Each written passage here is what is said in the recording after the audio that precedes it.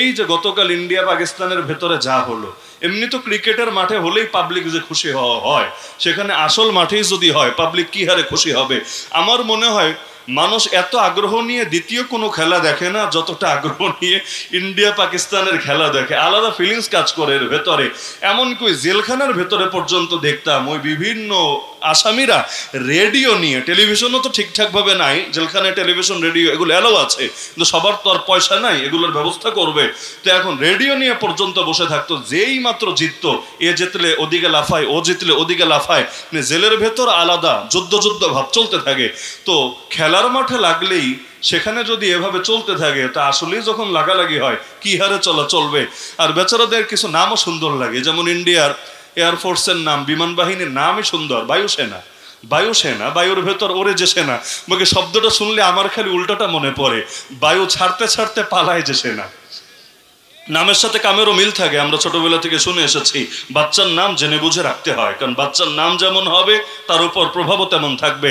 আল্লাহ তাআলা ওদেরকে সুন্দর একটা নামও এদের মাধ্যমে উপহার দিয়েছে, নামও যেমন মাশাআল্লাহ কামও তেমন, খালি লাগতে দেরি, বায়ু ছাড়তে ছাড়তে পালাতে দেরি না। তো দেখা গেল এই যে লাগালাগি শুরু হলো, আর কেউ পাশে না দাঁড়ালেও মহামান্য ইসরায়েল মহোদয় পাশে দাঁড়িয়ে ঠিকই বলল, ইন্ডিয়ার নিজেকে রক্ষা করার অধিকার আছে। ওই বাংলায় বলে চোরে চোরে মাস্তুতো ভাই, মাশাআল্লাহ তাদের মধ্যে ভ্রাতৃত্ব ঠিকই চলে। আর চিন্তার বিষয় এটা, কাফেরে কাফেরে, বাতিলে বাতিলে, ভন্ডে ভন্ডে কত সহজে মিলে যায়, কিন্তু আল্লাহর জমিন ইসলামের এই দুর্দিনে ক্রাইসিসের সময়ও আমরা মুসলমানরা মিলতে পারি না, সকলে মিলে একযোগে আল্লাহর জমিন আল্লাহর দিনকে বিজয়ী করতে পারি না। ওরা পারে, দেখবেন ওরা নিজেদের সব বিরোধ ভুলে যায় মুসলমানদের দমানোর ক্ষেত্রে, মুসলমানদের মারার ক্ষেত্রে। এই সময় কার কি দল, কার কি পরিচয় সব বাদ দেয়। যেমন ধরেন ইহুদি আর খ্রিস্টান, দুই মেরুর দুই জাতি। ইহুদিরা তো খ্রিস্টানরা দেখতে পারবে দূরের কথা, নবী ঈসাকেই দেখতে পারতো না। আল্লাহ সাল্লাল্লাহু আলাইহি ওয়াসাল্লামের জীবনীকে আল্লাহ রাব্বুল আলামিন এমন ভাবে সাজিয়েছেন, কিয়ামত পর্যন্ত যত মানুষ আসবে আর যত ধরনের পরিস্থিতির সম্মুখীন হবে, প্রত্যেকে সব ধরনের পরিস্থিতিতেই রাসূলুল্লাহ সাল্লাল্লাহু আলাইহি ওয়াসাল্লামের সিরা এবং সুন্নাহর ভেতরে নিজের জীবনের সমস্ত মৌলিক সমস্যা সমাধান পেয়ে যাবে। আল্লাহ রাব্বুল আলামিন চাইলে রাসূলুল্লাহ সাল্লাল্লাহু আলাইহি ওয়াসাল্লামের গা থেকে কোনো রক্ত ঝরানো ছাড়া, তাকে কোনো কষ্ট দেওয়া ছাড়া প্রথম দিনই তার মাধ্যমে পৃথিবীর বুকে ইসলামকে বিজয়ী করে দিতে পারতেন। কারণ রাসূলুল্লাহ সাল্লাল্লাহু আলাইহি ওয়াসাল্লাম দুনিয়াতে এসেছিলেন শুধুমাত্র ধর্ম প্রচারের জন্য না, ইসলাম প্রচারের জন্য এসেছিলেন, ইসলাম প্রতিষ্ঠার জন্য এসেছিলেন। দুটোই তার মিশন ছিল। প্রচার তো তিনি মক্কায় বসেও করতে পারতেন, কিন্তু তিনি শুধু প্রচার করেই খান্তি দেন নাই, বরং মক্কায় যখন ছিলেন তখনও পর্যন্ত তিনি যে প্রতিষ্ঠা করতে এসেছেন দিনকে, এই বার্তা স্পষ্টভাবে দিয়ে দিয়েছিলেন। আল্লাহ রাসূল মক্কায় বললেন, যখন আবু জাহাল গংরা নবীর চাচার কাছে বিভিন্ন অফার নিয়ে আসলো, তোমার ভাতিজাকে থামাও, নারী চাইলে নারী দেব, সম্পদ চাইলে সম্পদের পাহাড় বানিয়ে দেব, নেতৃত্ব চাইলে তাও দেব, তবুও যাতে থামে, বিনিময়ে যা দেওয়া লাগে সব দিতে রাজি আছি। আল্লাহ রাসূল স্পষ্ট বললেন, ফাওয়াল্লাহি, আল্লাহর কসম করে বলছি, লাউ ওয়াদাউ শামসা ফি ইয়ামিনি ওয়াল কামারা ফি ইয়াসারি, আরে আমার ডান হাতে যদি আকাশে সূর্য এনে দাও আর বাম হাতে যদি আকাশে চাঁদটাও এনে রাখো, কিন্তু বিনিময় শর্ত লাগিয়ে দাও, আলা আন আতরুকা হাদাল আমরা, আমাকে আদর্শ ছাড়তে হবে, এই দিন ছাড়তে হবে। তাহলে কান খুলে শুনে নাও, মা তারাকতুহু হাত্তা ইউযহিরাহুল্লাহ আও আহলিকা দুনাহু, আমি ততদিন পর্যন্ত এই দিন ছাড়বো না, এই আদর্শ ছাড়বো না, যতদিন না হয়তো আল্লাহ তার জমিনে ইসলামকে করবেন জিন্দা, অথবা আমি মুহাম্মদ হব মুর্দা। হয়তো শরীয়ত জিন্দা হবে, না হলে মুহাম্মদ মুর্দা হবে। এছাড়া তৃতীয় কোনো কিছু দিয়ে তোমরা আমাকে থামাতে পারবা না, থামাতে পারবা না। স্পষ্ট বার্তা দিয়ে দিয়েছেন, তিনি এসেছেন হয়তো ইসলামকে জিন্দা করবেন, না হলে নিজে মুর্দা হবেন। লেকিন নিজে জিন্দা থাকবেন আর ইসলাম মুর্দা হবে, এটা তিনি কোশ্চিনকালেও মেনে নেবেন না। সহজ ভাষায় বললে হয়তো খেলাফা হবে অথবা শাহাদাত নসিবে জুটবে, এর বাইরে 3 নম্বর কোন অপশনের সঙ্গে নবী কিছুতেই আপোষ করতে রাজি না। তো যখন মক্কার নেতারা দেখলো, ইতিহাস ঘাটলে দেখবেন শুধু আমার নবী না, সব নবীর ক্ষেত্রেই তাদের সবচাইতে বেশি বিরোধিতা করেছে কারা? গরিব, দুঃখী, অসহায়, নিপীড়িত, বঞ্চিত, শোষিত, শ্রমিক, দিনমজুর, খেটে খাওয়া মানুষ, কৃষক, এই জাতীয় লোকেরা না, বরং নবীগণের সবচাইতে বেশি বিরোধিতা করেছে নেতৃস্থানীয় লোকেরা, ক্ষমতার অধিকারী লোকেরা। কেন? কাকতালীয় ব্যাপার হলে একজন নবী, দুইজন নবী, 5 জন 10 জন নবীর ক্ষেত্রে হতে পারে, কিন্তু আপনি এক কোরআনই খোলেন, কোরআনে যত নবীর নাম পাবেন আর তাদের দুশ্মনদের আলোচনা পাবেন, দেখবেন ঘুরে ফিরে ওই কোন দুশ্মনের নাম নমরুদ, কোন দুশ্মনের নাম ফেরাউন, কোন দুশ্মনের নাম আবু জাহাল, এরকম যত দুশ্মনের নাম পাবেন এরা কেউ সমাজের এমনি এমনি ফেলে দেওয়া টাইপের কোনো লোক না, কোনো তৃতীয় শ্রেণীর নাগরিক টাইপের লোক না, বরং এরাই সমাজের নেতা, এরাই সমাজের হত্যাকর্তা, এরাই সমাজের মোড়ল, এরাই মান্যবর, এরাই ক্ষমতাধর, এরাই নেতা, এরাই সব। তাহলে যুগে যুগে নেতারা নবীদের পেছনে লাগলো কেন? তার মানে কমন বিষয়, নেতারা তার পেছনেই লাগে যাকে নিজের নেতৃত্বের জন্য চ্যালেঞ্জ মনে করে। যুগে যুগে এটাই বাস্তবতা, যাকে চ্যালেঞ্জ মনে করে তার পেছনেই লোকে কামড় বসানোর চেষ্টা করে। এই যে সারাদিন আমাদের বিরুদ্ধে কেন লেগে থাকে? নাস্তিকদের বিরোধী পার্টি তো সবাই হওয়া দরকার ছিল। নাস্তিক ও তো কোনো ধর্মই মানে না, সব ধর্মের সঙ্গেই লাগালাগি থাকবে, সবার বিরুদ্ধে কথাবার্তা বলবে, কিন্তু দেখবেন সারাদিন খালি কিভাবে ইসলামরে দমানো যায়, থামানো যায়, পচানো যায়, বদনাম করা যায়, এগুলো নিয়েই পড়ে থাকে। অন্য ধর্ম নিয়েও তেমন মাথা ব্যথা নাই, অন্য কোনো সংস্কৃতি নিয়েও কথাবার্তা নাই, খালি ইসলাম নিয়ে খোঁচাখুচি করতেই থাকে। আবার ইসলামের মধ্যেও যারা হুজুর আছে তাদেরকে নিয়ে একটু বেশি চুলকানি থাকে। হুজুরদের মধ্যে আবার যারা মাঠে ময়দানে কাজ করে, নিয়মিত ফোকাসে থাকে, এদেরকে নিয়ে নিয়মিত এরা চুলকাতে থাকে। হ্যাঁ, এদের চুলকানি সবাইকে নিয়েই, কিন্তু মানুষ কাউকে না কাউকে নিয়ে ব্যস্ত থাকে। যেমন ধরেন 2021 সালে আমরা যারা গ্রেফতার হলাম, আমরা যদি দেশে না থাকতাম কেউ গ্রেফতার হতো না, বিষয়টা এমন না। তখন হয়তো খানকা শরীফে ঢুকে বের করে নিয়ে আসতো, মসজিদ থেকে এসে ইমামরে তুলে নিয়ে যেত, মাদ্রাসা বন্ধ করে তালা লাগিয়ে এখান থেকে নিয়ে যেত। মানে মানুষ যখন দুশ্মনী করে সবগুলোর সাথেই করে। যেমন এই হিন্দুত্ববাদীরা, এই ইহুদিবাদীরা, ওদের দুশ্মনী খালি ইসলামের জিহাদের সাথে না, কোরআন বলে দিয়েছে ওদের দুশ্মনী গোটা ইসলামের সাথে, খালি জিহাদের সাথে না। অনেকে ভাবে কাফের মুশরিকরা আমাদের মারে কারণ ইসলামে জিহাদ আছে। আরে ভাই, এইটাই যদি কারণ হয়, মক্কার যুগে তো জিহাদের আদেশ দূরের কথা, অনুমতিও ছিল না। মক্কায় আমার নবীকে মারলো কেন? আবু বকরকে আহত করলো কেন? সাহাবীদের গা থেকে রক্ত ঝরালো কেন? 3 বছরের বেশি তাদেরকে বন্দী করে রাখলো কেন? যদি জিহাদের জন্যই মারে, যদি খেলাফতের জন্যই মারে, যদি দিন কায়েমের জন্যই মারে, তাহলে মক্কায় তো এগুলোর কোনোটাই ছিল না, তবুও মারলো কেন?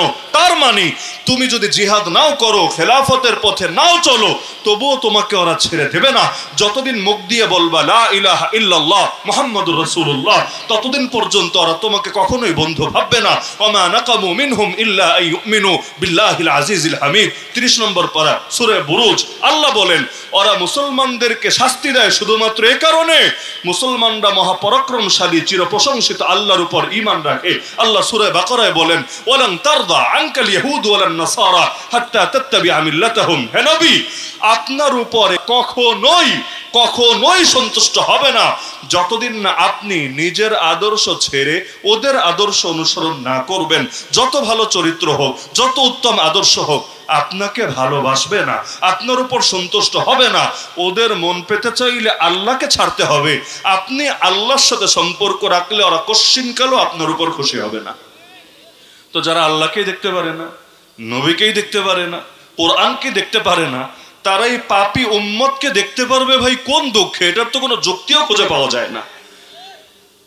রাশিয়া যখন ইউক্রেনে হামলা চালায়, আমেরিকা গিয়ে ইউক্রেনের পাশে দাঁড়ায় কেন? ইউক্রেন দুর্বল, মাজলুম, অসহায়, ভিকটিম, ঠিক আছে, মনে পড়ে না। তখন গিয়ে ইসরায়েলের পাশে দাঁড়ায় আর ডায়লগ দেয়। কমন একটা বাক্য আছে, ওদের কিছু বাক্য ঘুরে ফিরে আসতেই থাকে। কমন একটা বাক্য হলো ইসরায়েলের নিজেকে নিরাপদ করার এবং নিজেদের প্রতিরক্ষা ব্যবস্থাকে নিশ্চিত করার অধিকার রয়েছে।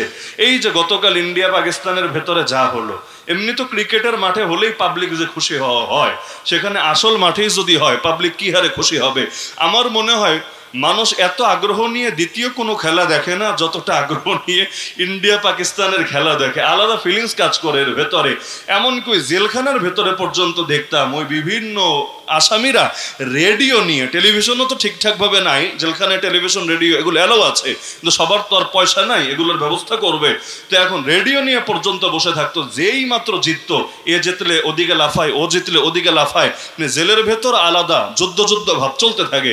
তো খেলার মাঠে লাগলেই সেখানে যদি এভাবে চলতে থাকে, তা আসলেই যখন লাগালাগি হয় কি হারে চলবে। আর বেচারাদের কিছু নামও সুন্দর লাগে, যেমন ইন্ডিয়ার এয়ারফোর্সের নাম, বিমান বাহিনীর নামই সুন্দর, বায়ুসেনা। বায়ুর ভেতর ওরে যে সেনা, আমাকে শব্দটা শুনলে আমার খালি উল্টাটা মনে পড়ে, বায়ু ছাড়তে ছাড়তে পালায় যে সেনা। নামের সাথে কামেরও মিল থাকে, আমরা ছোটবেলা থেকে শুনে এসেছি বাচ্চার নাম জেনে বুঝে রাখতে হয়, কারণ বাচ্চার নাম যেমন হবে তার উপর প্রভাবও তেমন থাকবে। আল্লাহ তাআলা ওদেরকে সুন্দর একটা নামও এদের মাধ্যমে উপহার দিয়েছে, নামও যেমন মাশাআল্লাহ কামও তেমন, খালি লাগতে দেরি, বায়ু ছাড়তে ছাড়তে পালাতে দেরি না। তো দেখা গেল এই যে লাগালাগি শুরু হলো, আর কেউ পাশে না দাঁড়ালেও মহোদয় পাশে দাঁড়িয়ে ঠিকই বলল, ইন্ডিয়ার নিজেকে রক্ষা করার অধিকার আছে। বাংলায় বলে চোরে চোরে মাস্তুতো ভাই, মাশাআল্লাহ তাদের মধ্যে ভ্রাতৃত্ব ঠিকই চলে। আর চিন্তার বিষয় এটা, বাতিলে ভন্ডে কত সহজে মিলে যায়, কিন্তু আল্লাহর জমিন ইসলামের এই দুর্দিনে ক্রাইসিসের সময়ও আমরা মুসলমানরা মিলতে পারি না, সকলে মিলে একযোগে আল্লাহর জমিন আল্লাহর দিনকে বিজয়ী করতে পারি না। ওরা পারে, দেখবেন ওরা নিজেদের সব বিরোধ ভুলে যায় মুসলমানদের দমানোর ক্ষেত্রে, মুসলমানদের মারার ক্ষেত্রে। এই সময় কার কি দল, কার কি পরিচয় সব বাদ দেয়। যেমন ধরেন ইহুদি আর খ্রিস্টান, দুই মেরুর দুই জাতি। ইহুদিরা তো খ্রিস্টানরা দেখতে পারবে দূরের কথা, নবী ঈসাকেই দেখতে পারতো না। এমনকি নবী ঈসা আলাইহিস সালামকে হত্যা করতে চেয়েছিল, তার ঘরকে পর্যন্ত ঘেরাও করেছিল।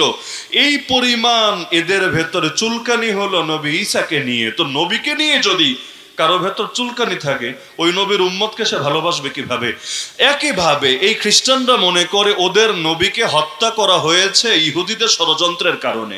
যদিও আমরা বিশ্বাস করি নবী ঈসা আলাইহিস সালামকে কেউ হত্যা করে নাই, তাকে কেউ শুলিতে চড়াতে পারে নাই, তাকে কেউ গ্রেফতার করতে পারে নাই, বরং মহান আল্লাহ রাব্বুল আলামিন যিনি সর্বশক্তিমান, তিনি তাকে নিজের কাছে উঠিয়ে নিয়েছেন এবং কিয়ামতের আগে কুফরের পরাশক্তি দাজ্জালকে ধ্বংস করার জন্য আবারও তাকে পাঠিয়ে দিবেন। দামেস্কের জামে মসজিদ প্রস্তুত আছে, সেই জামে উমাইয়ার উপরে তিনি অবতীর্ণ হবেন দুই ফেরেশতার কাঁধে ভর দিয়ে। ফজরের নামাজের সময় যখন ইমাম মাহদি ইমামতির জায়নামাজে দাঁড়াবেন, এমন সময় দেখবেন দুই ফেরেশতার কাঁধে ভর দিয়ে নবী ঈসা নেমে এসেছেন, তার মাথা থেকে মুক্তোর দানার মতো ঘাম পড়ছে, মানে ঘাম তো ঝরছে কিন্তু এত সুন্দর দেখলে মনে হবে যেন মুক্তোর দানা। তিনি পিছিয়ে এসে বলবেন, হে নবী ঈসা আপনি নামাজ আদায় করেন, কারণ তিনি, আমরা যেহেতু মুসলমান সব নবীর উপরে তো ঈমান রাখি, আমানতু বিল্লাহি ওয়া মালাইকাতিহি ওয়া কুতুবিহি ওয়া রাসূলিহি, এবং সব নবীকে আমরা সম্মান করি। তিনিও সম্মান হিসেবে বলবেন আপনি যান, আপনি ইমামতি করেন। কারণ আমরা অনেক এলাকায় গেলে দেখা যায় মসজিদের ইমাম সাহেব বলে যে হুজুর সামনে যান, ইমামতি করেন। তো মানুষ সম্মান দেখানোর জন্য এই কাজটা করে, তো তিনিও বলবেন। কিন্তু ঈসা আলাইহিস সালাম বলবেন, আরে না, ইমামতি করবা তুমি, তোমার পেছনে মুক্তাদি হব আমি। কেন জানো? তাকরিমাতাল্লাহি লিহাদিহিল উম্মাহ, আল্লাহর পক্ষ থেকে এই সম্মান এই উম্মতকে দেওয়া হয়েছে। তাহলে এত বড় সম্মান আল্লাহ তাআলা আমাদেরকে দিয়েছেন। তো খ্রিস্টান আর ইহুদি দুই মেরুর দুই জাতি, সাপে নেউলে সম্পর্ক, সাপ বেজির সম্পর্ক, এবং ইতিহাসে শত শত বছর তারা নিজেদের ভেতরেই যুদ্ধে জড়িয়েছিল। কিন্তু আজকের দুনিয়ায় কি হচ্ছে? আমি মনে করি, কারো দ্বিমত থাকতে পারে, আমি মনে করি এই ইসরায়েলকে যদি পশ্চিমারা, বিশেষ করে আমেরিকা এবং তার সাঙ্গপাঙ্গরা সাহায্য দেওয়া বন্ধ করে, সাপোর্ট করা বন্ধ করে, তাহলে ইসরায়েলের অহংকার মাটির সাথে মিশে যেতে এক মাসও লাগবে না। ওরা কিছুই না, ওদেরকে দমানোর জন্য এই বাংলাদেশেদেরও ফিকির করা লাগবে না। ওই হামাস এবং তার সমমনা যারা আছে এরাই যথেষ্ট ওদেরকে নাকানি চুবানি খাওয়ানোর জন্য। কিন্তু ওরা কিছু না, ওদের পেছন থেকে ফুল সাপোর্ট দিচ্ছে তারা, যাদের সাথে অতীতে ওদের নিজেদেরই যুদ্ধ ছিল, নিজেদের রক্তক্ষয়ী সংঘর্ষ ছিল। তার মানে মুসলমানকে দমানোর জন্য তারা সকলে ঠিকই হাত মিলিয়ে নিয়েছিল।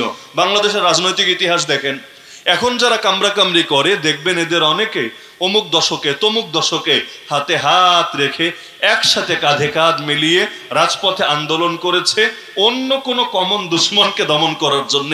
এইটাই নিয়ম। মানুষ যখন মেনকা চিপায় পড়ে তখন কে কোন দলের, কে কোন ধারার, কে কোন সার্কেলের অত কিছু মনে পড়ে না। যেমন জেলখানার ভেতরে আমরা দেখতাম মাশাআল্লাহ কারো সঙ্গে কোনো ধরনের কোনো সমস্যা নেই, সবাই একসাথে খাচ্ছে, ঘুমাচ্ছে, গোসল করছে, কে কোন দলের, কে কোন মতের কোনো সমস্যা নেই। সব সমস্যা বাইরে আসলে, এমনকি যখন দেখবেন সমস্যা বেশি বেড়ে গেছে নিয়ে 2 মাস জেলে ঢুকায় রাখেন সবগুলারে, দেখবেন সুন্দর মতো ঠিক হয়ে গেছে। আবার আসলে কিছুদিন পর হয়তো আবার সেই রূপে ফিরবে। জেলের মধ্যে চোরও চুরি করে না, ডাকাতও ডাকাতি করে না, খুনিও খুন করে না, ধর্ষকও ধর্ষণ করে না, সবাই মাশাআল্লাহ কতটা সুন্দর আচরণ করার চেষ্টা করে, অথচ বাইরে আসলে সেটা আর পারে না। অথচ আমি মনে করি এই দেশের মুসলমানগুলো যদি খালি এক হয়ে যেত, ওরা কয়েকজন মিলে সারাটা বছর দেশটাকে গরম করে রাখে। এত বড় বড় আন্দোলন সংগ্রাম করা লাগে কয়জনের জন্য? ওই হাতে গোনা কয়েকজন। এই যে এখন নারী সংস্কার কমিশন নিয়ে এত আলাপ, এই কমিশনের লোক কয়টা, মহিলা কয়টা? এই কয়টা মহিলা যাদের আবার টিপের সাইজ মগজের সাইজের চাইতে বড়, মাথায় এত মগজ নাই, যেই সাইজের টিপ আছে ওই সাইজের মগজ থাকলেও মোটামুটি চলতো। কিন্তু এই কয়টা মহিলার জন্য পুরো দেশটা, এমনকি দেশের সমস্ত আলেম ওলামা থেকে শুরু করে তাওহীদি জনতা থেকে শুরু করে, আরে মুসলমান তো মুসলমান, অন্য ধর্মের লোকেরা পর্যন্ত, খালি মুসলমান না অন্য ধর্মের লোকেরা পর্যন্ত পেরেশান। কেন? কারণ এমন এক হামলা চালিয়েছে, ওইটা বাস্তবায়ন হলে খালি মুসলমান না সব ধর্মের অনুসারীদের কোমরের মধ্যে একটা আঘাত পড়বে। আর পরিবার যদি তছনছ করা যায়, নারীদেরকে যদি পুরুষের বিরুদ্ধে দাঁড় করায় দেওয়া যায় এবং এত বিশাল একটা জনগোষ্ঠীকে ইসলামের মোকাবেলায় একটা শক্তি হিসেবে ব্যবহার করা যায়, তাহলে বাংলাদেশে আগামী দিনে দিন বিজয়ী হওয়ার সম্ভাবনাটাকেই তো নষ্ট করে দেবে। কারণ কোরআনের একটা বিধান নিয়ে যদি কারো অ্যালার্জি থাকে, সে মুসলমান থাকে কিভাবে? তো যেই নারীকে ওরা ওদের পক্ষে একমত বানাতে পারবে, ওই নারীগুলোই বা ইমানদার থাকবে কিভাবে? একটা ফতোয়া দিয়ে ফেলি, যদিও কষ্ট পাবেন অনেকে, আজকে রংপুরেও দিয়েছে, কুড়িগ্রামেও দিয়ে যায়। সেটা হলো, যদিও ফতোয়া শুনলে অনেকে কষ্ট পাবেন, আর ওরা শুনলে তো খবর আছে, কিন্তু যত খবর থাক সমস্যা নেই, আমরা সব খবর গ্রহণ করার জন্য মানসিকভাবে প্রস্তুতি থাকি। সেটা হলো এই কমিশন, এই নারী কমিশন, যারা এটাতে জড়িত ছিল, এই আইনগুলো লিখেছে, প্রস্তাবনাগুলো লিখেছে, এগুলোর সাথে একমত পোষণ করেছে, এগুলো বাস্তবায়নের জন্য এখনো কাজ করে যাচ্ছে। স্পষ্ট ভাষায় আমরা ফতোয়া দিতে পারি, এগুলো একটাও নিজেকে মুসলিম পরিচয় দেওয়ার অধিকার রাখে না, বরং আগে যদি মুসলিম পরিচয় দিত, ইতিমধ্যে এই কাজ করার দ্বারা তারা বেঈমান এবং মুরতাদ হয়ে গেছে। যদি তওবা করে, ঈমান নবায়ন করে, ঠিক আছে, না হলে এদের সাথে কোন ধরনের মুসলমান সুলভ সম্পর্ক রাখা, আচরণ করা জায়েজ হবে না। মরার পরে এদের জানাজা পড়া বা মুসলমানদের কবরস্থানে দাফন করাও জায়েজ হবে না। তো বলছিলাম যে আল্লাহ রাসূল সাল্লাল্লাহু আলাইহি সাল্লাম, তিনি তো এসেছিলেন শুধু ইসলাম প্রচার করতে না, ইসলাম প্রচারও করতে, ইসলাম প্রতিষ্ঠাও করতে। না হলে দেখেন, আল্লাহ রাসূল যে 40 বছর বয়সে হেরা গুহায় তার নিকট নবুয়তকে প্রকাশ করা হলো, নবুয়ত তো আল্লাহ তাকে দিয়ে দিয়েছেন তখন যখন আদম আলাইহিস সালামের সৃষ্টিও পূর্ণতা পায় নাই। নবুয়ত দিয়েছেন আগে, কিন্তু যখন সেটা প্রকাশ করলেন, তার সামনে আনুষ্ঠানিকভাবে ওহী দেওয়া শুরু হলো দুনিয়ার পর্বে। ওই সময় আল্লাহ রাসূল সাল্লাল্লাহু আলাইহি সাল্লাম এর পরেই নতুন করে আমল শুরু করেছেন, আখলাক গড়েছেন। বিষয়টা তো এমন না রে ভাই, বিগত 40 বছরও তিনি তো বেআমল ছিলেন না, তিনি তো খারাপ আখলাকের অধিকারী ছিলেন না। নবীজি তো আগেও নামাজ পড়তেন না, নবীজি তো আগেও ওমরা করতেন, আগেও বাইতুল্লাহ তওয়াফ করতেন, আগেও হাজিদের খেদমত করতেন, আগেও সামাজিক সংগঠন হিলফুল ফুজুল পর্যন্ত করতেন, আগেও হেরা গুহায় গিয়ে ইতিকাফ দীর্ঘ সময় অবস্থান করতেন, আগেও হেরা গুহায় গিয়ে বিভিন্ন জিকির, আজকার, মুরাকাবা, অনেক ধরনের আমলের মধ্যেই আল্লাহ রাসূল সময় কাটাতেন। এতকাল যে এত আমল করলেন, একটা লোক তো তাকে গালি দিল না, একটা লোক না। আমাকে একটা প্রমাণ দেখাতে পারবেন না কেউ গালি দিয়েছে, সমালোচনা করেছে, টিটকারি মেরেছে। এমনকি আজও যারা এভাবে ইসলাম পালন করতে চায়, ওই সমাজের চোখে ভালো মুসলমান হয়ে গেছে এখন কারা জানেন? নিরীহ মুসলমান, অসহায় মুসলমান, খালি জিকির আজকার আল্লাহ বিল্লাহ করবে, এরা হলো গুড মুসলিম, পারফেক্ট মুসলিম। এজন্য দেখবেন নাস্তিকরাও ওই ভণ্ড সুফিবাদীদের পক্ষে সাফাই গায়। ভণ্ড সুফিবাদী বুঝেন? মাজারে গিয়ে গাঁজা খাবে, ওরসের মধ্যে বিভিন্ন রকম মজামাস্তি করবে, এদের পক্ষে দেখবেন নাস্তিকরাও কথা বলে, এদের বিপক্ষে ওরা বলে না। কেন? এগুলোতে মজা আছে। মানুষ যদি একবার এগুলো পেয়ে যায়, আমি একবার চিন্তা করলাম যে ভণ্ড পীররা মানে গাজার মধ্যে কি পেয়েছে, এটা ওদের জাতীয় খাবারে কিভাবে পরিণত হলো।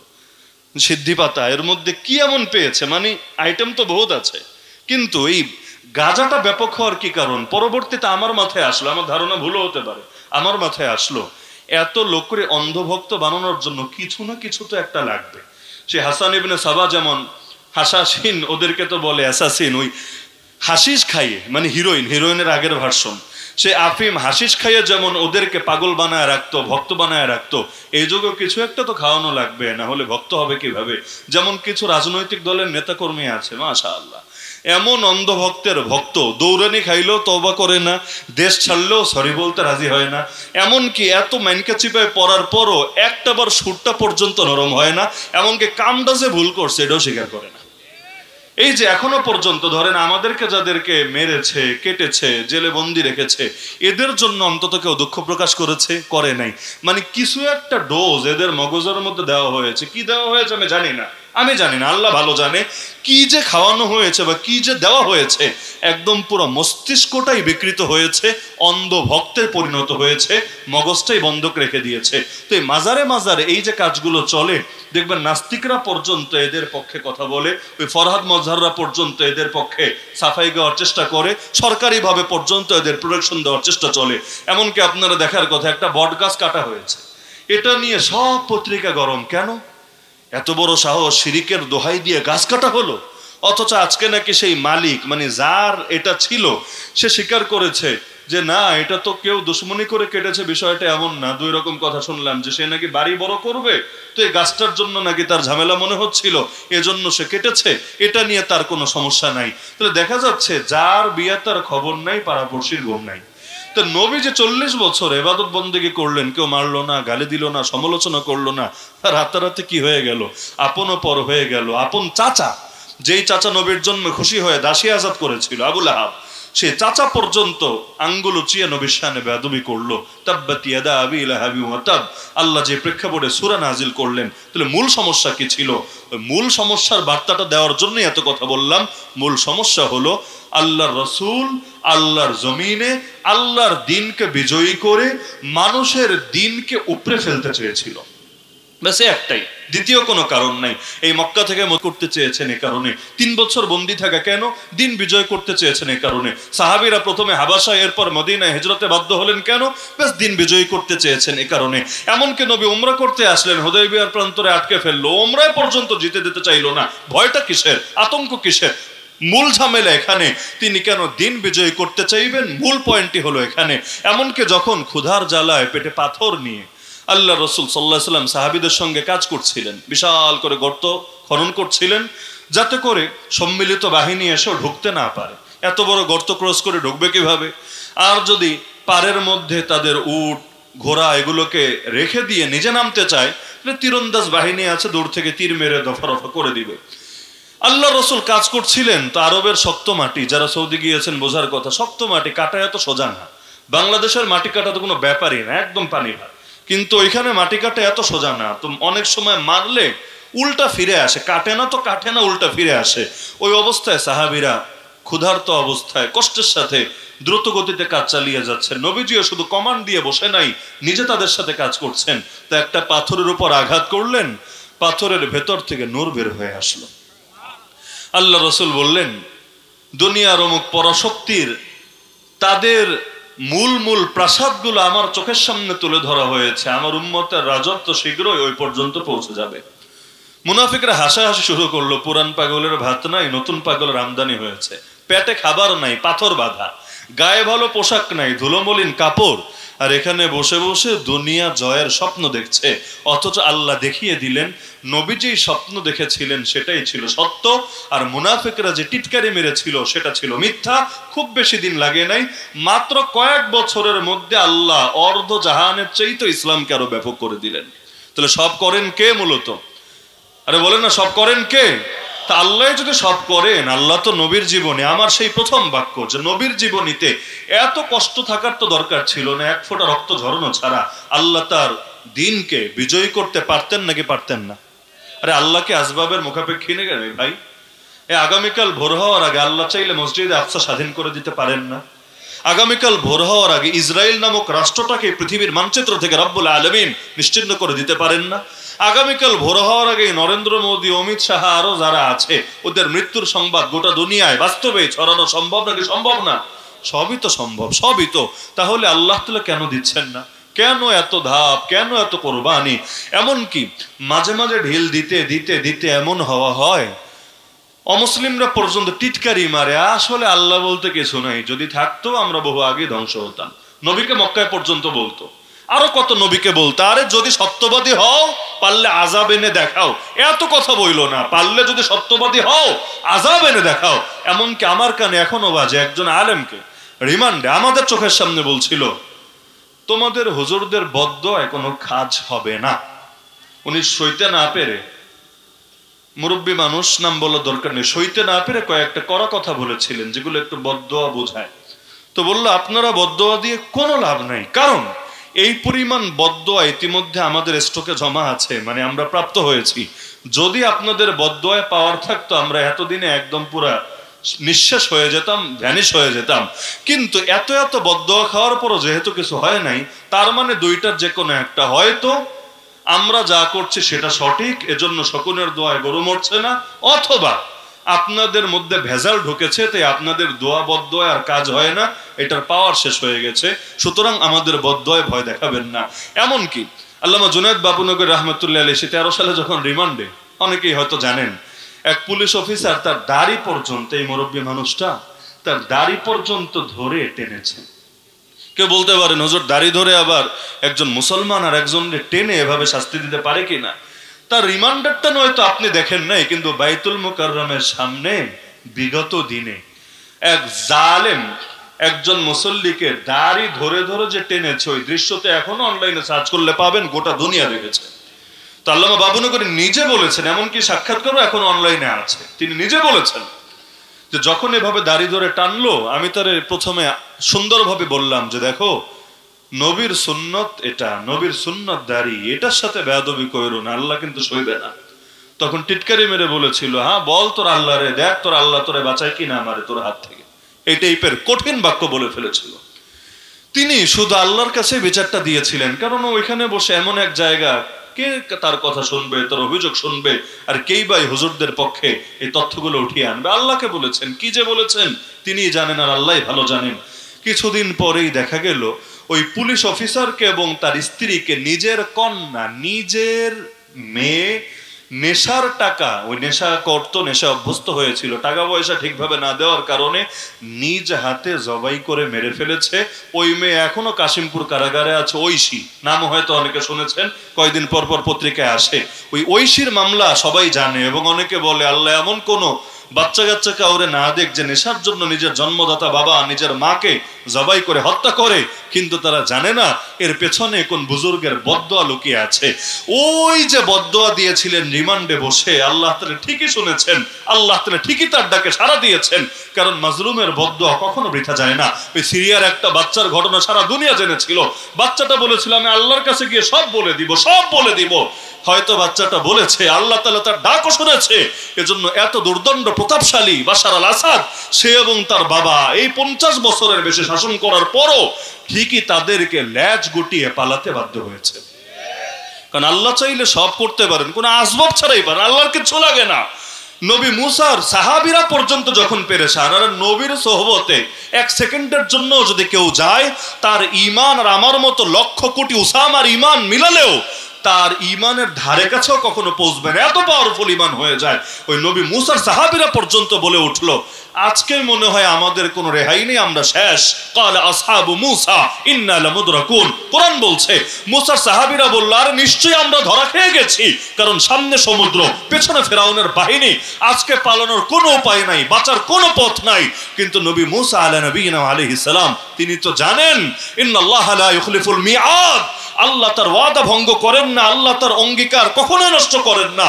তিনি শুধু বললেন ক্বালা কাল্লা, আরে কিছুতেই হতেই পারে না, ইন্না মাইয়া রাব্বি সায়াহদিন, নিশ্চয়ই আমার সাথে আমার রব আছে, তিনি অবশ্যই আমাকে পথ দেখাবেই দেখাবেন। আল্লাহ পথ দেখায় নাই, যেখানে গিয়ে চিন্তার দৌড় শেষ, সেখানে আল্লাহর কুদরতের দৌড় শুরু। দুনিয়ার চোখে শেষ, সামনে আর যাওয়ার কোনো রাস্তাই নাই।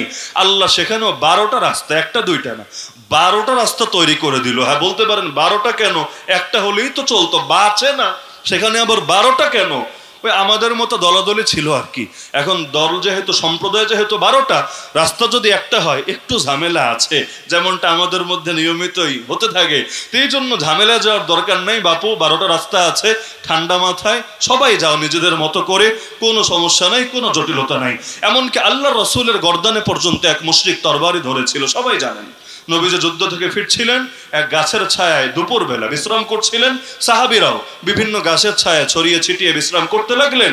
এক মুশরিক ফলো করতে করতে এসে যখন দেখলো নবীজি বিশ্রামে, সাহাবীরাও বিশ্রামে, এই চান্সে নবীর তরবারি, যেটা গাছের ডালের সঙ্গে ঝুলন্ত ছিল, সে নবীর তরবারি নিয়ে কোষ মুক্ত করে নবীর গর্দানে ধরেই বলল, কি রে, আমার হাত থেকে তোরে এখন কে বাঁচাবে রে? মাইয়ামনাউকা মিন্নি। পাগলে ভেবেছে নবীরে মনে হয় সাহাবীরা বাঁচায়। মানুষ কত কিছু ভাবে আর কি। সে ভেবেছে নবীকে মনে হয় সাহাবীরা বাঁচায়। যেমন এই যুগে অনেকে ভাবে রিমান্ডে সবচাইতে বেশি আলেমদের থেকে বের করতে চেয়েছে এটা, যে কোন দেশের গোয়েন্দাদের সাথে সম্পর্ক আছে, এদেরকে পালে কে, মানে এদের পেছনে শক্তির উৎসটা কি? এদেরকে কি পাকিস্তানের আইএসআই সাপোর্ট দেয়, নাকি আফগানিস্তানের তালেবান সাপোর্ট দেয়, নাকি তুরস্ক সাপোর্ট দেয়? দেয়টাকে, না হলে এত বড় গলায় কথা বলে কিভাবে, মানে এত শক্তি আসে কোত্থেকে তাদের? ওই দেখে যেহেতু অমুক আর তমুক, ওরা অমুক দেশ থেকে তমুক দেশ থেকে মাল খেয়ে খেয়ে বড় বড় ডায়লগ মারে, আলেমদের পেছনে যদি কেউ না থাকে এত বড় গলায় কথা বলে কিভাবে? আমাকে নিয়ে পর্যন্ত মোবাইল বের করে, হুজুর বিদেশি নাম্বার কোনটা কোনটা আছে আগে দেখেন, কোনটা কোনটা বিদেশি, প্রতিটা নিয়ে ঘাটাঘাটি। কেন? কারণ বিদেশি নাম্বার যেটা আছে এটা নিয়ে সন্দেহ যে এইটা তাহলে কোনো বাইরের লিঙ্ক কিনা, অথবা কোনো শক্তির উৎস কিনা। তো নবীর গর্দানে তরবারি ধরে বলল, কি, কে বাঁচাবে? আল্লাহ রসুল শুধু একটা শব্দ বললেন, জাস্ট একটা শব্দ, আল্লাহ। নবীর শব্দ বলতে দেরি, হাত কাঁপতে দেরি না। হাত কাঁপতে কাঁপতে তলোয়ার পড়ে গেল। নবীজি এবার তলোয়ার উঠিয়ে তার গর্দানে ধরে বলল, কিরে, এবার তোরে কে বাঁচাবে আমার হাত থেকে? এজন্য নবীর সাহাবীদেরকে কেউ যদি মানুষের ভয় দেখাতো, তাদের ইমানের দরিয়া জোশ চলে আসতো।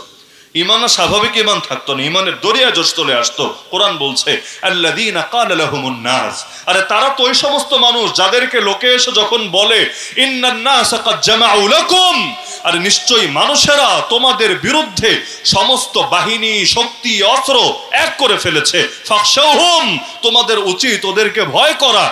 এই কথা শুনলেই ফাযাদাহুম ঈমানা, তাদের ঈমান বেড়ে যেত। ওয়াকালু, আর তারা বলে উঠত, হাসবুনাল্লাহ, আমাদের জন্য এক আল্লাহই যথেষ্ট, ওয়া নি'মাল ওয়াকিল, আর তিনি সর্বোত্তম অভিভাবক। এই জামানায়ও মুসলমানদেরকে গালি দিলে মুসলমানদের ঈমান কমে? এই যে দাড়ি টুপি রাখলেও জঙ্গি, হক কথা বললেও উগ্রবাদী, দ্বীনের পথে চললে শরিয়া চাইলে মৌলবাদী, আর যদি দ্বীনের ব্যাপারে কঠোর হন, কোন ছাড় দেওয়ার মানসিকতা, নাস্তিকতা গ্রহণ করা এবং উদারতার নামে কুফর শিরিকের সাথে মিশায় ফেলা মানসিকতা না থাকে, তাহলে কট্টরপন্থী বলে গালি দেওয়া হয়। এই গালিগুলো খাইলে আপনাদের ঈমান তো কইমা যায়, তাই না? কি ঈমান কমে না বাড়ে? আলহামদুলিল্লাহ, আমরা দেখেছি বাড়ে। কিছু ব্যাপার এমন থাকে স্বাভাবিক অবস্থায় বাড়ে না।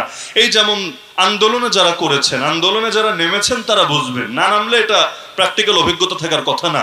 ওই 13 সালে পুরো রাত জুড়ে পর্যন্ত ওই দৃশ্য তো আমাদের চোখের সামনে। এজন্য এতটুকু অন্তত বুঝি, যখন আপনি পড়ে গেছেন গুলির সামনে, ডান কানের লতির নিচ দিয়ে গুলি যাচ্ছে, বাম কানের লতির নিচ দিয়ে আর এক গুলি চলে যাচ্ছে। ডাইনে তাকায় দেখেন কেউ নাই, বামে তাকায় দেখেন বাঁচানোর কেউ নাই, পেছনে তাকায় দেখেন পালানোর মতো তেমন জায়গা নাই। ওই সময় ইমানে যে জোশ আসে, আল্লাহর উপর যে ভরসা পয়দা হয়, এবং দিলের মধ্যে এমন একটা আজীব হালত তৈরি হয়, এটা স্বাভাবিক অবস্থায় কল্পনাও করা যাবে না। ওই রকম হালতে পড়লেই আল্লাহ দিলের মধ্যে ঢেলে দেয়। এজন্য দ্বীনের জন্য যারা মাজলুম হয়, মাজলুম হলে লস হয় না। কেন? অধিকাংশ মাজলুমের দ্বারাই দেখবেন আল্লাহ পরবর্তীতে বিজয় এনে দেয়। আল্লাহ কিন্তু যার তার দ্বারা বিজয় দেয় না। আল্লাহর কোরআন বলছে, যখন বান্দা পরীক্ষা দেয়, ওই পরীক্ষায় সবরের পরিচয় দেয়। ওয়াজআলনাহুম আইম্মাতান ইয়াহদুনা বিআমরিনা লাম্মা সাবারু ওয়া কানু বিআয়াতিনা ইউকিনুন। আল্লাহ বলেন, আরে যখন তারা সবরের পরিচয় দেয়, বিপদে পড়েও আমার আয়াতের উপর ঈমান ইয়াকিন রাখে, আমি আল্লাহ তাদেরকে নেতা বানিয়ে দেই। আল্লাহ নেতৃত্ব এমনি দেন না। আল্লাহ ইব্রাহিম আলাইহিস সালামকে পরীক্ষায় ফেললেন, কত কঠিন পরীক্ষা, যেটা কল্পনাও করা যায় না। নিজের বাচ্চারা জবাই করে। এই জামানায় বললে একজন রাজি হতো না। ওই রকম পরীক্ষায় যখন পড়লো, পাশ করলো, আল্লাহ বললেন, শোনো ইব্রাহিম, ইন্নী জাইলুকা লিন্নাসি ইমামা, আমি তোমাকে নেতা বানায় দিব। দুনিয়ার নেতৃত্ব দেখেন, অং সান সুচি জেল খাটতে খাটতে নেতা হয়ে গেল, আবার এখনো গিয়ে জেলেই ঢুকেছে, হয়তো কোনোদিন বের হবে, বের হলেও দেখবেন নেতা, আর কবরে চলে গেলেও দেখবেন নামটা দামি হয়ে গেছে, নেলসন ম্যান্ডেলা। 27টা বছর জীবনে জেলেই খেটেছে, জেলেই, কিন্তু যেই সময় বের হয়েছে ঠিকই নেতৃত্বের আসন অলঙ্কৃত করে ফেলেছে। বাংলাদেশেও দেখবেন যারা জেল খেটেছে জাগতিক লাইনেরও, পরবর্তীতে এরাই বিভিন্ন বড় বড় পর্যায়ে আল্লাহ তাদেরকে পৌঁছে দিয়েছে। তো মাজলুম হওয়া এমন একটা জিনিস, মাজলুম হলে লস হয় না, মাজলুম হয়ে যদি টিকে থাকতে পারে আল্লাহ তাআলা তাদের দ্বারাই দুনিয়ার ইতিহাস পরিবর্তন করতে থাকে। এজন্য সাহাবীদেরকে ভয় দেখালে ভয় পেত না, উল্টো ঈমানের দরিয়ায় জোশ চলে আসতো। আমাদেরও আলহামদুলিল্লাহ এখানে যারা আছে, আমি আশা করি সবাই আমার সাথে একমত হবেন, আমাদেরকে যদি গোটা দুনিয়া হকের কথা বলার জন্য, হকের পথে চলার জন্য জঙ্গি বলে, মৌলবাদী বলে, উগ্রবাদী বলে, সাম্প্রদায়িক বলে, কট্টরপন্থী বলে, আরো যত গালি জানে সব বলেও গালি দেয়, তবু আমরা আল্লাহর একটা আয়াত ছাড়তে রাজি না, নবীর একটা হাদিস ছাড়তে রাজি না। এতে তোর গালি দিতে মনে চাইলে গালি দে, মারতে মনে চাইলে মার, হামলা করতে মনে চাইলে হামলা কর, মামলা দিতে মনে চাইলে মামলা দে, গুলি করতে চাইলে গুলি কর, গুম করতে মনে চাইলে তাও কর, দুনিয়ার সব করতে পারবি, কিন্তু ইনশাআল্লাহ মুসলমানদেরকে মেরে মেরে আল্লাহর দিন থেকে সরাতে পারবি না। উল্টো মাইর হবে যত বেশি, বিজয়ও এগিয়ে আসবে তত বেশি। দেখবেন যেখানে যেখানে মেরেছে অতি সহজে ইসলাম বিজয়ী হয়ে গেছে, আর যেখানে মাইটের কম খেয়েছে ওইখানে ইমানদাররা হয়তো জাগার লাইনে এখনো পিছিয়ে আছে। আমি মনে করি ফিলিস্তিনের এক একটা বাচ্চার দিলে যে ইমান আছে, আমার মতো এই বয়স্ক মানুষের দিলেও মনে হয় সেই ইমান এখনো তৈরি হয় নাই। আল্লাহ পরিস্থিতির কারণে সেই ইমান তাদের দিলে ঢেলে দিয়েছে। তো এই এতগুলো কথা থেকে মূল বার্তা কি? এটাই আমার আজকের মূল কথা। মূল বার্তা হলো আমাদেরকে সর্বহালতে নবীর পথ ধরেই এগোতে হবে। নবীর জীবনেও যেমন পরীক্ষা এসেছে, আমাদের জীবনেও পরীক্ষা আসবে। আল্লাহর রাসূলও যেমন কষ্টের সাগর পাড়ি দিয়ে এরপর বিজয় পেয়েছেন, আমরাও ইনশাআল্লাহ যে কষ্টগুলো করছি, যে কোরবানিগুলো দিচ্ছি, গোটা জাতি মিলে ইনশাআল্লাহ বৃথা যাবে না। যে জমিনে শহীদের রক্ত ঝরে, ওই জমিন একদিন না একদিন ইসলামের ফুল ফোটেই ফোটে। হয়তো সময় লাগবে, হয়তো আমরা দেখে যেতে পারবো অথবা পারবো না। আমরা খালিদ বিন ওয়ালিদ হলেও আলহামদুলিল্লাহ, আমরা বেলালে হাবশি হলেও আলহামদুলিল্লাহ। দ্বীনের জন্য যদি আমার রক্তরে আল্লাহ কবুল করে মাইর খাওয়া লাগে আলহামদুলিল্লাহ, আর দ্বীনের জন্য যদি নিজের জান উৎসর্গ করা লাগে, বীরত্ব গ্রহণ করা লাগে, তার জন্য আলহামদুলিল্লাহ। আমরা তো আল্লাহর ইচ্ছার সামনে নিজেদের ইচ্ছাকে সঁপে দিয়েছি। মনিবের চাওয়াই আমার চাওয়া, মনিবের ইচ্ছাই আমার ইচ্ছা, মনিবের বলাই আমার বলা, আমাদের নিজস্ব আলাদা কোনো চাওয়া পাওয়া থাকতে পারে না। সুতরাং আমাদের কাজ হলো আমরা ঐক্যবদ্ধ হব, পারবো না, সংগঠিত হব, কারণ বিক্ষিপ্ত জনতা কখনোই কিছু করতে পারে না। আর একটা জিনিস মনে রাখবেন, সিংহের নেতৃত্বে থাকলে, ধরেন এক পাল ভেড়া নেতৃত্ব দিচ্ছে সিংহ, দেখবেন ধীরে ধীরে ভেড়ার মধ্যেও সিংহের স্বভাব চলে এসেছে। আর যদি উল্টা হয়, সিংহের পাল কিন্তু দীর্ঘদিন পর্যন্ত নেতৃত্ব দিয়ে এগিয়ে নিচ্ছে ভেড়া, দেখবেন তাহলে ওই সিংহগুলো কেমন ভেড়ার মতো ভ্যা ভ্যা হয়ে গেছে, ওই রকম আচরণ হয়ে গেছে।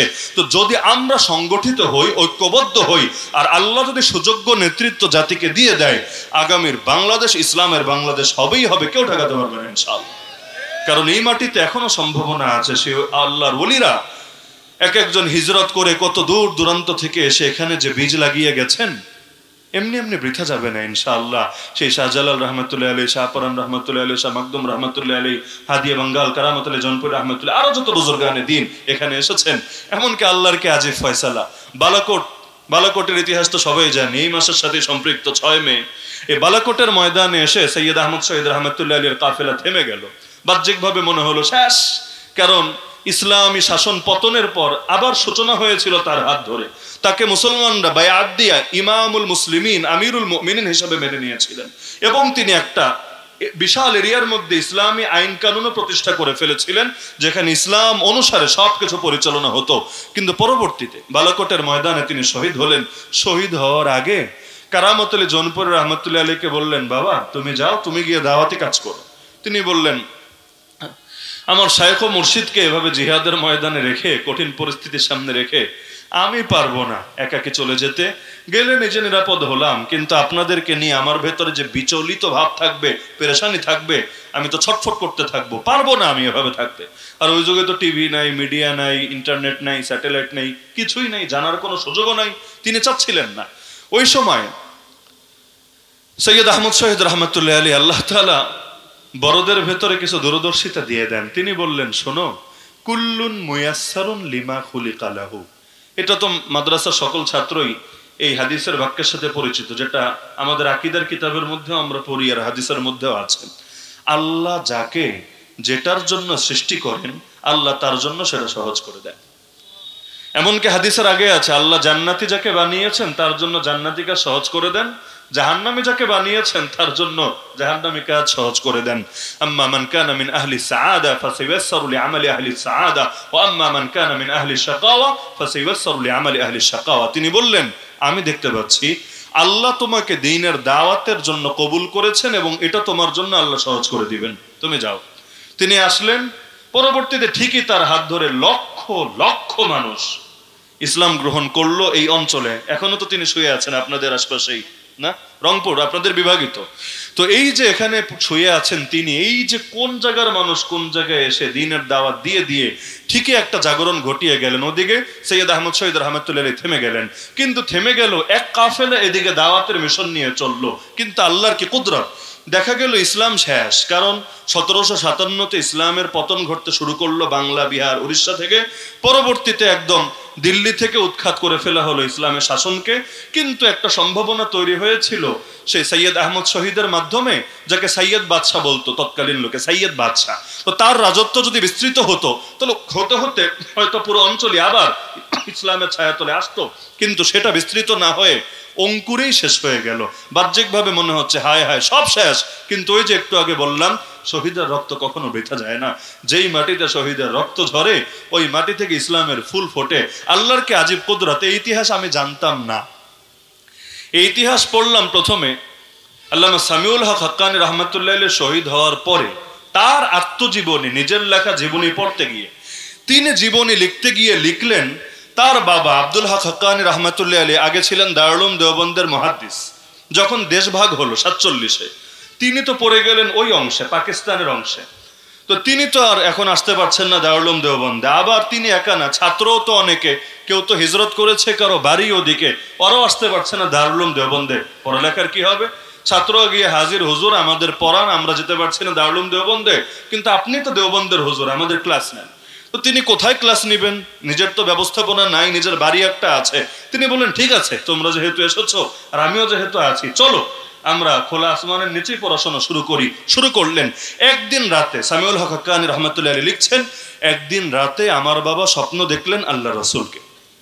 আল্লাহ রসুল তাকে বললেন একটা জায়গা দেখিয়ে যে তুমি এই জায়গায়, ঠিক এই জায়গায় একটা মাদ্রাসা করো, আল্লাহ তোমার মাদ্রাসায় বরকত দিবেন। তিনি ঠিক ওই জায়গায় গিয়ে মাদ্রাসা করলেন। তখনও তিনি আদ্যপান্ত ইতিহাস কিচ্ছু জানেন না, স্বপ্নে দেখেছেন এবং ওই জায়গাটা তার জন্য আসান হয়েছে। তিনি সেখানে একটা মাদ্রাসা করেছেন, নাম দিয়েছেন দারুল উলুম হাক্কানিয়া। এ নামও সকলে কম বেশি শোনার কথা, আকুরা খটকে দারুল উলুম হাক্কানিয়া, যেটাকে পশ্চিমারা ডাকে ইউনিভার্সিটি অফ জিহাদ বলে, টিটকারি মেরে ডাকে আর কি, ইউনিভার্সিটি অফ জিহাদ বলে। তো সেই দারুল উলুম হাক্কানিয়া প্রতিষ্ঠা করলেন। সেখানে এসে মানুষজন পড়লো, পড়তে থাকলো।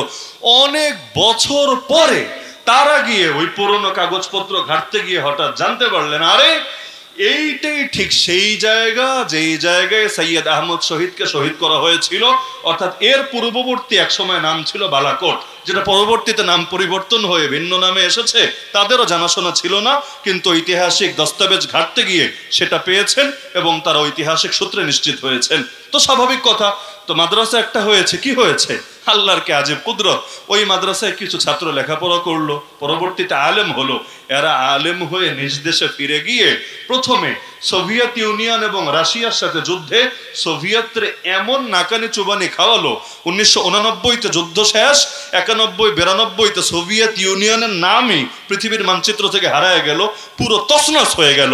অবশেষে ওই মাদ্রাসারই একজন ছাত্র তার হাত ধরে 1996-তে প্রথমবারের মতো ইসলামী পূর্ণাঙ্গ ইসলামী শরিয়া শাসন প্রতিষ্ঠিত হলো।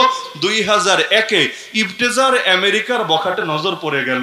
তো বখাটে নজর যেহেতু পড়েছে, ইফতিজিং করতে আসলো, এসে 19টা বছর পর্যন্ত চেষ্টা করে বুঝলো না এখানে আর কাজটা হবে না, বরঞ্চ এখানে ব্লেড নিয়ে রেডি আছে আর জিনিসপাতি কেটে দেওয়ার জন্য।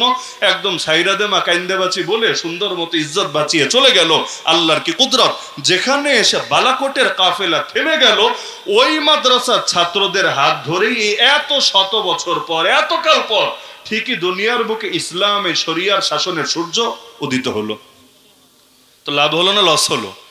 ওই সময় এটা বিস্তৃত হলে কতটুকু হতো, কয়দিন টিকতো আল্লাহ ভালো জানে। কিন্তু এখন যেভাবে হয়েছে, ইনশাআল্লাহ সুম্মা ইনশাআল্লাহ দিনকে দিন এটা শক্তিশালী হবে, এটা মজবুত হবে।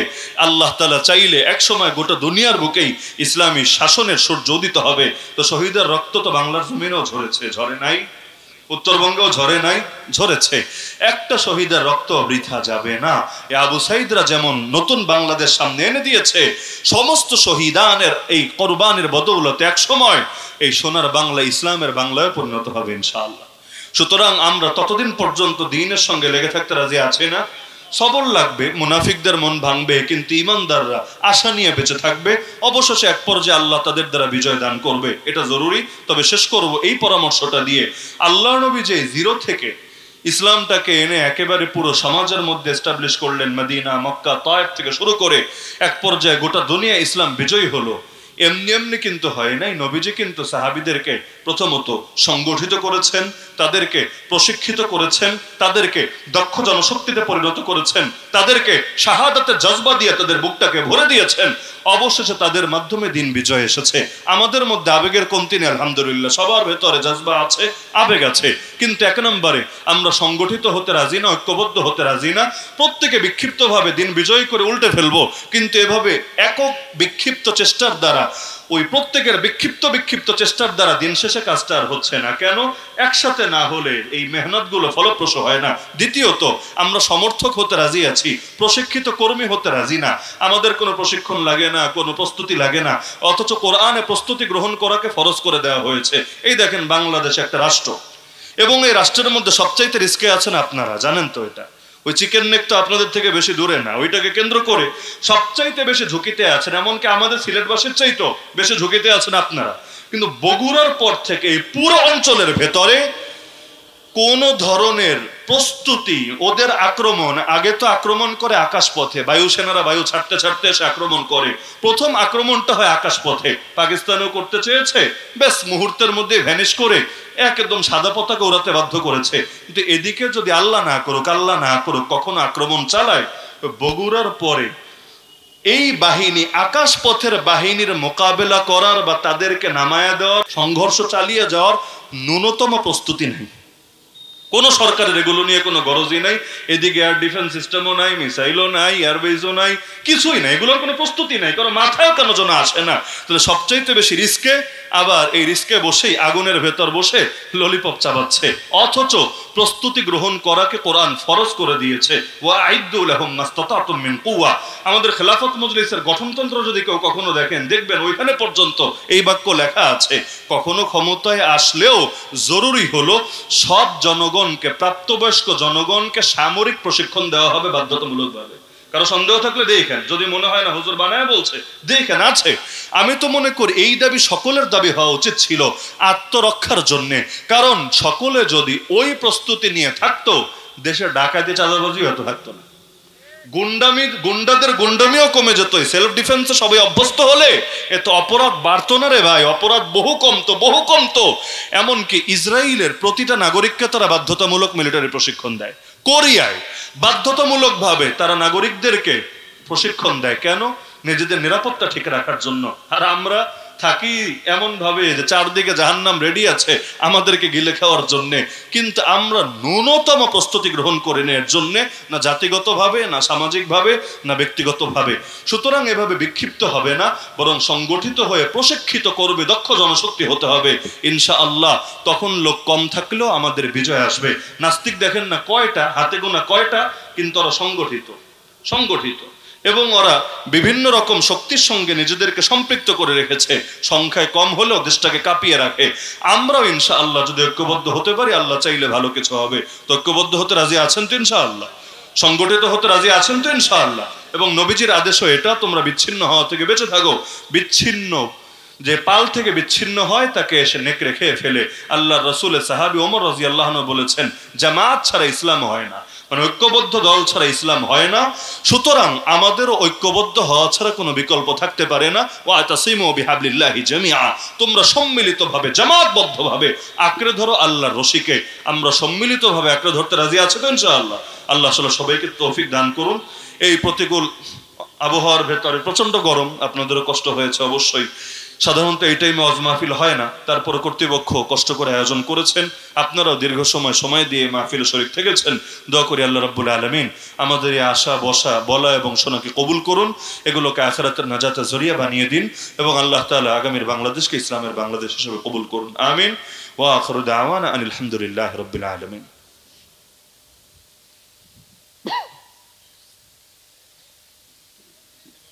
মোহতারাম হাজির, আপনারা বসেন, এখন দোয়া মুনাজাত হবে। এবারে আমি সংক্ষিপ্তভাবে আমিন ইয়া আরহামার রাহিমিন ইয়া আহকামুল হাকিমিন। ইয়া আল্লাহ, আপনি আমাদের আজকের এই মাহফিলকে কবুল করে নেন। আয় আল্লাহ, আপনি আমাদের জিন্দেগির সমস্ত গুনাহগুলোকে মাফ করে দেন। আয় আল্লাহ, আমাদের মা বাবা, আপনজন, আত্মীয় স্বজন যারা কবরে শায়িত আছেন, প্রত্যেকের কবরকে জান্নাতের বাগানে পরিণত করে দেন। আয় আল্লাহ, আমাদের যে মুরব্বীরা এখনো জীবিত আছেন তাদেরকে নেক হায়াত দান করেন। আয় আল্লাহ, আমাদের মধ্যে যারা অসুস্থ সবাইকে শেফায়ে কামিলা আজল নসিব করেন। আয় আল্লাহ, যারা ঋণগ্রস্ত সবাইকে ঋণ পরিশোধের তৌফিক দান করেন। আয় আল্লাহ, উত্তরবঙ্গের এই ধর্মপ্রাণ সরল মুসলমানদেরকে আপনি কবুল করে নেন। আয় আল্লাহ, তাদেরকে দ্বীনের জন্য ঐক্যবদ্ধ হওয়ার তৌফিক দান করেন। আয় আল্লাহ, এই অঞ্চলগুলোকেও বিভিন্নভাবে অবহেলা এবং শোষণের মধ্যে রাখা হয়েছে। আয় আল্লাহ, এই অবহেলিত গোষ্ঠীকেও দ্বীনের জন্য ঐক্যবদ্ধ হয়ে দ্বীনের বিজয় ছিনিয়ে আনার তৌফিক দান করেন। আয় আল্লাহ, একটা মাত্র জীবন, এই জীবন আপনার জন্য ওয়াকফ করে দেওয়ার তৌফিক দান করেন। আয় আল্লাহ, মৃত্যু পর্যন্ত হেদায়েতের উপর কায়েম এবং দায়েম রাখেন।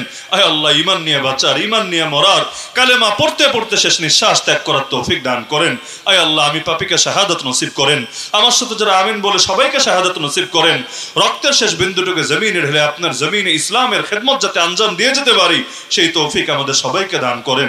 আয় আল্লাহ, আপনার বান্দারা কত কষ্ট করে এই মধ্যরাত পর্যন্ত এখানে বসে আছে, এখানে উপস্থিত প্রতিটা বান্দাকে আপনি কবুল করে নেন। প্রত্যেকের নাম জান্নাতুল ফেরদাউসের লিস্টে অন্তর্ভুক্ত করে নেন। আয় আল্লাহ, খিলাফত মজলিসের ভাইয়েরা অক্লান্ত পরিশ্রম করে এই মাহফিলকে সফল করে তুলেছে। আয় আল্লাহ, এই সংগঠনের প্রতিটা সাথী সদস্যকে আপনি কবুল করে নেন। আয় আল্লাহ, প্রত্যেকের জানে মালে সবকিছুতে আপনি সর্বোচ্চ বরকত দিয়ে দেন।